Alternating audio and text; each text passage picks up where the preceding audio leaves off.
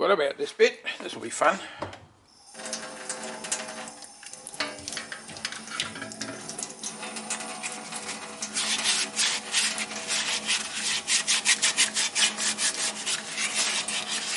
And there we have our collapsible, well-worn buttstock. This is the fun bit. You see when I pull off some of this tape, some of the clay and comes up with it,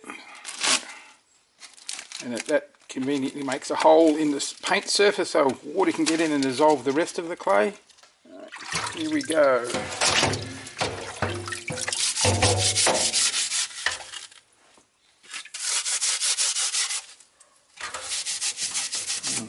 There's our wear at the front coming up nicely.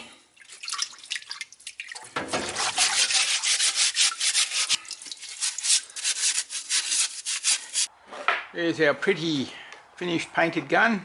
No internals yet, but that can come later. Now those of you who know my site, watch my moves before, know what's coming next. And here it goes.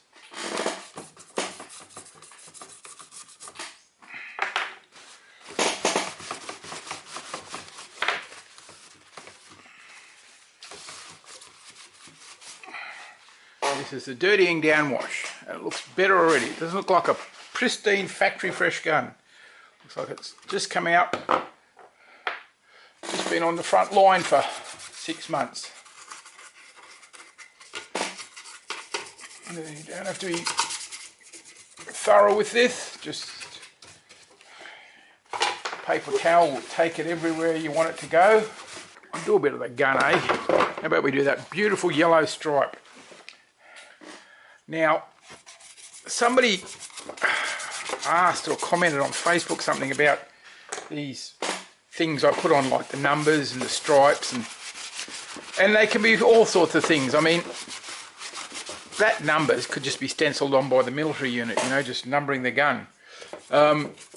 Coloured stripes and things, they're a little bit, I guess, like heraldry, the old knights. They do tend to mean things in military circles. This yellow stripe could be identifying the unit the trooper is from, or the trooper him or herself. I mean, if you come across an abandoned rifle, at least you know who it is. So let's keep going down. Now after this stage, of course, there is all the airbrushing of the smoke and soot. But you do this first, because if I airbrush the smoke and soot, which I'm using the same 10 in your black and 10 in your buff, the thinner in this would just take it off. So I don't want that to happen. So, and that makes it look suitably grubby and gritty, doesn't it? And I learned from other builds, this area that's just really badly stained, if I get, when this dries enough, I'll just go back over it, a little bit of terps, and it'll just lift off the top layer, the wash. It won't really affect the other paint underneath as long as I don't work it too much. It'll still dirty it up, you know, dirt's dirt, it gets everywhere. It's got no respecter of whether a part's made out of plastic or silver or whatever. It just looks so much better when it's dirty.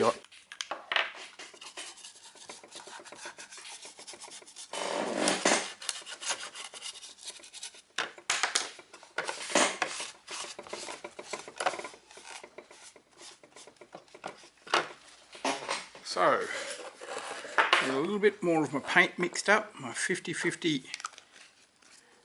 of Black's XF1 and their X20A thinner. And here we go.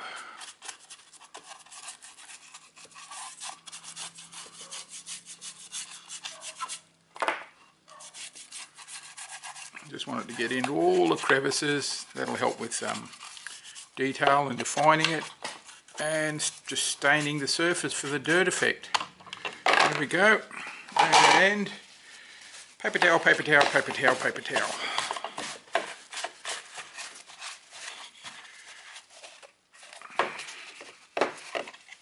And there is our lovely battle worn combat sight, and that will go back on the blaster, and it will look, as Captain Xavier says, gorgeous. Here we go. In cleaning this up, I wasn't quite happy with the amount of silver that was showing on a lot of things, so what I'm doing, got a bit of silver in this jar. You're just using an old skewer and just rubbing it on the edges to bring up some highlights. Because as I said at the beginning, I want this to appear well worn but not too heavily rusted. So there's going to be a lot of wear at the top of this. And it doesn't matter, you can even just rub it on really rough like that, move it with your fingers. And there we go. Nice lot of silver all over that. This is just a cheap silver. Just run it along the edge. And because this is supposed to be all metal, I can put some wear on this as well.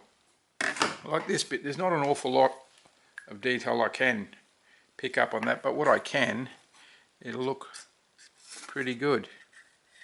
All the edges are going to be pretty worn. Here's a good example, the sight. I'll use that.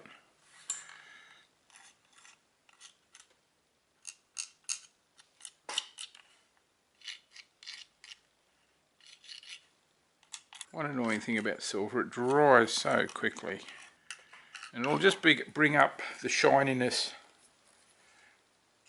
on some of this silver that's been washed over as well. A little bit on that side as well. Just rubbing along the edge, it just picks it up so easily. Now we've got a whole blaster to do. This will be fun. Benefit from a drop or two of terps just to keep it a bit more fluid.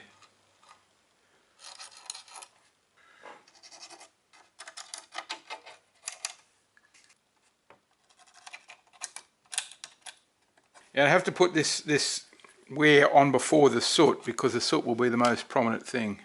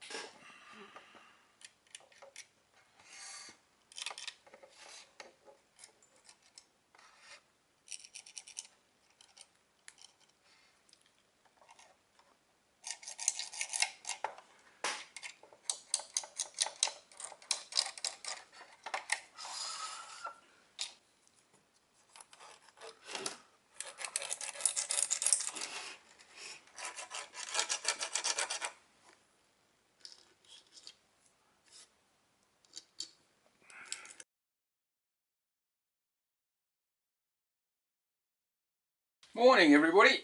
Okay, time for the final bit, the smoke and soot and stuff. Instead of just getting straight in with the black around the vents and so on and so forth, and the barrel, muzzle, everything, what I learned from the M23A assault shotgun build was I had some hits on the shield and I did them black and a bit of silver and it looked okay, but it was lacking something, so I had an inspiration and I got some brown buff out and sprayed that on and it looked really good. So what I got some Caminha Brown JG-SDF. I think that's Japanese Ground Self-Defense Forces brown. It's a dark yellow, yeah. A lot of the dark yellow, probably 75%, 25%, and that gives me a nice light brown, which I'm going to spray around anywhere where there's been flash, like the muzzle, anywhere gas leaks out, and on, you know, on the magazines and on the other muzzles and the silencer. So we'll get on with that. That goes on first, and then the black goes on after it. And it also helps because if you're spraying black on black, it's not going to show. But if you've got a brown background, you're going to see it a bit better.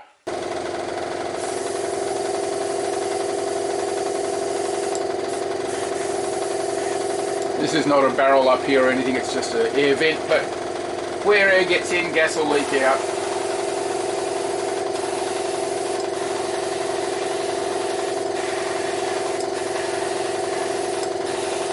want to be too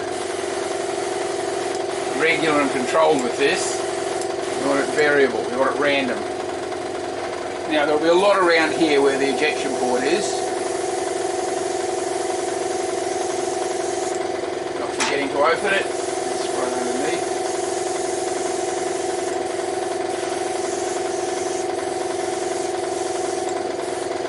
See, that's the trick. Just overspray other things. Because, you know, the gas doesn't care where it's going. It's not going to worry about your paint job. So, you know, make it look like it's, well, in this case, I'm making it look like it's been heavily used. And the backstory lends itself to that. And don't worry if you overspray some of your silver. The dirt and muck's going to get there more often than the silver is.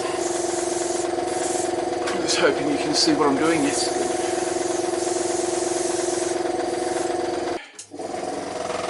So this is just a Tamiya black, the black 50-50 black wash, but I've added some more black paint to it to thicken up a bit.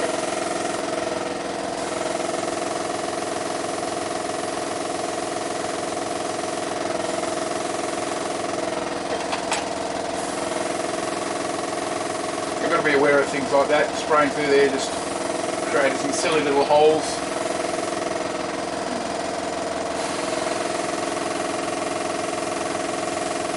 A lot of scoring down around this area, even along the bottom of the magazine well.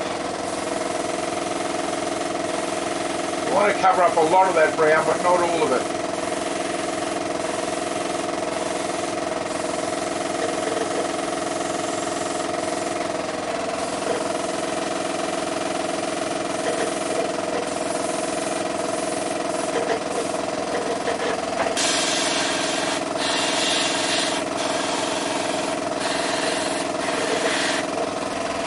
Gun body, now the top of the magazines, you cover up almost all of the brown.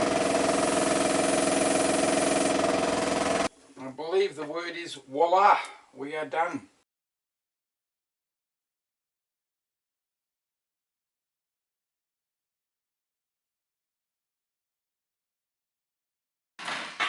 Right guys, well that's just been a fun-filled packed hour. But rev motor works, pusher works. Doesn't retract because I've just done direct power. I'm going to put this back together and do a test shot. I've also had to cut down the battery door because I've got two 9 volts in there and I have no idea if this is going to fit. Looks like it will. It's going to be very tight and it's probably going to be a very hot battery box when it's running. Just spent 2 hours wiring this thing up and frankly I'm over it. The body shell still isn't going together properly, but my custom 18 round magazine, let's see what happens. Here we go.